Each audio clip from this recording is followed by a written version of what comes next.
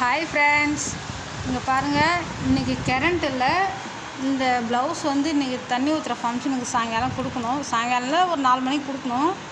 Current இல்லாததுனால நான் என்ன பண்ணேன், இந்த சின்ன மிஷின்லேயே போட்டு மிதித்து தான் தைச்சி வச்சுட்டு ரெடி பண்ணி வச்சுட்டேன். இப்போ வந்து வாங்கிட்டு போகிறதுக்கு வந்துடுவாங்க. இங்கே பாருங்கள், இதில் ஒன்றும் அந்தளவுக்கு ஒன்றும் சிம்பிளாக தான் தைச்சிருக்கேன். ஒன்றும் அந்தளவுக்கு டிசைன்லாம் எதுவும் பண்ணல. ஏன்னா டைம் இல்லை, இந்த மிஷினில் தைக்க முடியாது. அதனால் சிம்பிளான இது தான் போட்டு தைச்சிருக்கேன். நம்மளுக்கு கரண்ட்டே இல்லைனா கூட இந்த சின்ன மிஷின் ஒன்று வச்சுருந்தா போதும். நம்ம கேட்கும்போது, கஸ்டமர் கேட்கும்போது கரெக்டாக நம்ம தைச்சி கொடுத்துடலாம். ஆனால் நான் பயந்துட்டு இருந்தேன், கரண்ட் இல்லாததுனால எவரா அவங்க கொடுக்குறது, நம்ம வாக்கு கொடுத்துட்டோமே அப்படின்னு நினச்சின்னு பயந்துட்டே இருந்தேன். அப்புறமா அந்த மிஷினை எடுத்து போட்டு ரொம்ப வருஷம் ஆகுது இதில் நான் தைச்சி.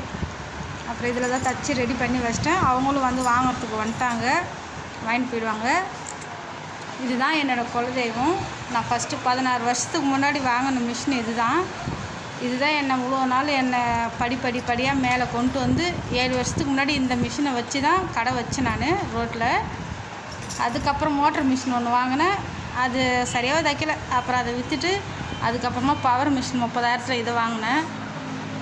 கரண்ட் இருந்தால் தைக்கலாம், இல்லைன்னா வச்சுட்டு நம்ம அண்ணன் உட்காந்து ரோட்டை வேடிக்கை பார்த்துட்டு இருக்கலாம். என்றைக்கும் இதுதான் நல்லது.